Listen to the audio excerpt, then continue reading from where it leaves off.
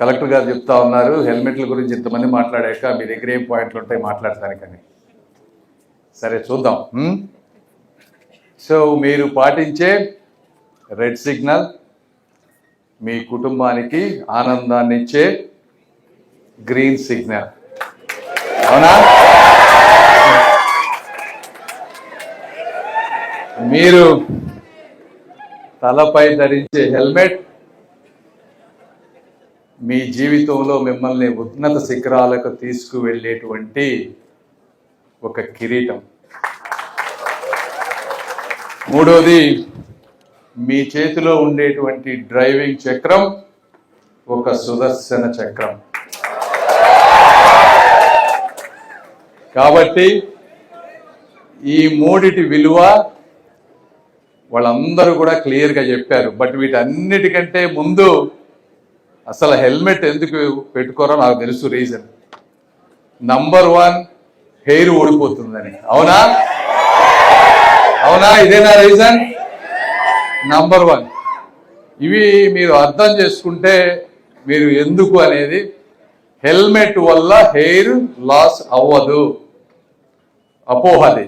ఎందుకు hair loss అవుతుందంటే, tight helmet ఎక్కువ రోజులు ఎక్కువసేపు పెట్టుకొని దాన్ని క్లీన్ చేసుకోకుండా ఉంటే హెయిర్ ఫాలికల్స్ అన్ని బ్లాక్ అయ్యి అక్కడ కొంత స్వెట్ పేరుకొని మీకు హెయిర్ లాస్ అయ్యే అవకాశం ఉంటుంది. దీనికి సొల్యూషన్ ఏంటంటే కరెక్ట్ సైజ్ హెల్మెట్ తీసుకోవటం.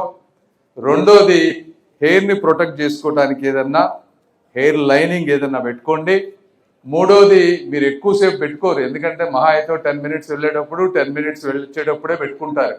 మీకంతా బ్లడ్ సప్లై తగ్గే విధంగా, గాలి రాని విధంగా హెల్మెట్ ఉండదు, ఎందుకంటే అంతసేపు పెట్టుకోరు కాబట్టి. మూడోది, ఎయిర్ ఫ్లో ఉండేది హెల్మెట్స్ కొనుక్కోండి.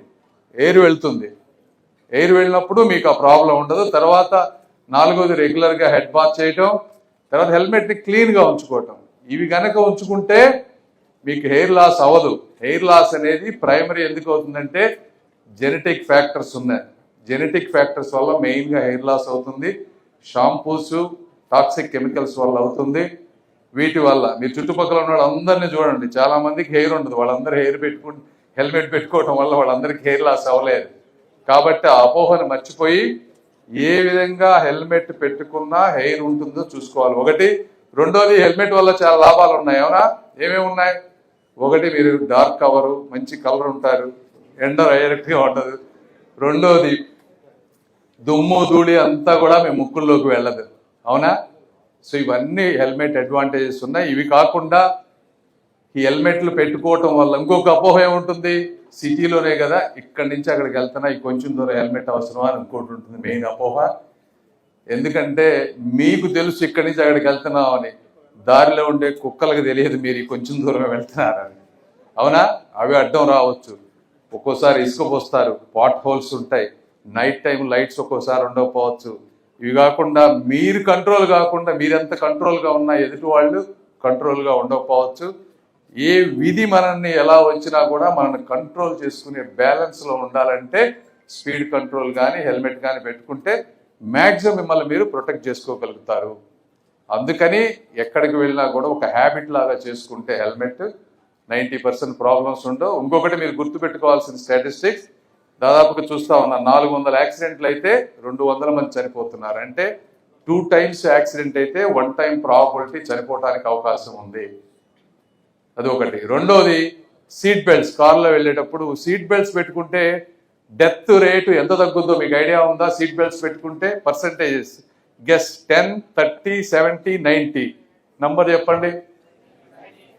90% తగ్గుతుంది. చనిపోయే ప్రాబబిలిటీ సీట్ బెల్ట్ పెట్టుకుంటే 90% ప్రాబబిలిటీ తగ్గుతుంది. కాబట్టి ఈ నంబర్స్ ఒకసారి మీరు గుర్తుపెట్టుకొని మీరు కనుక చేసుకుంటే. ఇంకొకటి, లాస్ట్ సెల్ ఫోన్ చెప్తా ఉన్నారు, రెండోది రేసింగ్. ఈ రెండు కూడా రిలేటెడ్. సెల్ ఫోను 2-3 నిమిషాల్లో మీకు వచ్చే టెక్స్ట్లు అంత కొంపలు మునిగే టెక్స్ట్లు ఏమీ ఉండవు. ఒక 5 నిమిషాలు ఆగటం వల్ల, రేస్గా వెళ్ళి ఫాస్ట్గా డెస్టినేషన్ వెళ్ళటం వల్ల కూడా మ్యాక్సిమం అయితే ఒక 3 నుంచి 4 నిమిషాలు మీరు సేవ్ చేసుకుంటారు. హాస్పిటల్, నేను డాక్టర్ని కాబట్టి హాస్పిటల్లో చూస్తా ఇట్లా వచ్చిన వాళ్ళందరినీ ఫ్రాక్చర్ అయితే 3 నెలలు బెడ్ మీద ఉండాలి. 3 నెలలు వాళ్ళు ఇచ్చే ఇంజక్షన్లు, ఆ పెయిన్, వీటన్నిటికంటే 5 నిమిషాలు లేటుగా వెళ్ళటం వల్ల నష్టం ఏమీ లేదు. ఎందుకంటే అది తక్కువ మంది హాస్పిటల్కి వెళ్ళిన వాళ్ళు వచ్చి బయటకు వెళ్ళి చెప్పలేరు కాబట్టి ఆ బాధ మీకు తెలియకపోవచ్చు. సో అవి కూడా అర్థం చేసుకొని రేసింగ్ చేయటం కానీ, రేసింగ్ కొంతమంది కుర్రాళ్ళు ఉంటారు బాగా షో ఆఫ్ చేయాలని చూస్తారు. మీరు నిజంగా షో ఆఫ్ చేయాలంటే రన్నింగ్ రేస్లో పార్టిసిపేట్ చేయండి, మీ క్యాలిబర్ చూపించండి. అంతేగాని వారు అన్నట్టు వెహికల్ని ఒక వెపన్ లాగా డీల్ చేయండి. అది వెరీ గుడ్ పాయింట్. ఈ కార్యక్రమం మొత్తం మీద కనుక మీరు కనుక ఒక సెంటెన్స్ తీసుకోగలిగితే వెహికల్ ఈజ్ ఎ వెపన్ అనేది తీసుకెళ్ళి చాలా చక్కగా చెప్పారు. I also like that. So ఎందుకంటే నేను చెప్పగలిగేది ఏమీ లేదు. మీ అందరికీ తెలుసు ప్రాణ విలువ మీ గురించి, మీ తల్లిదండ్రుల గురించి. మీరు కూడా యువత, మీరు పాటించేదే ఈ భారతదేశాన్ని మీరు ఎలా కోరుకుంటున్నారో అలా నిర్మించుకునే శక్తి మీ మధ్య ఉంటుంది. ఎందుకంటే జనరేషన్స్ మారే కొంది మీరు మీ పేరెంట్స్ తప్పు చేస్తే వాళ్ళని కరెక్ట్ చేయాల్సినటువంటి విషయం మీరు అందరూ చదువుకుంటా ఉన్నారు, బాధ్యతగా ఉంటారని కోరుకుంటూ సెలవు తీసుకుంటా ఉన్నాను. Thank you.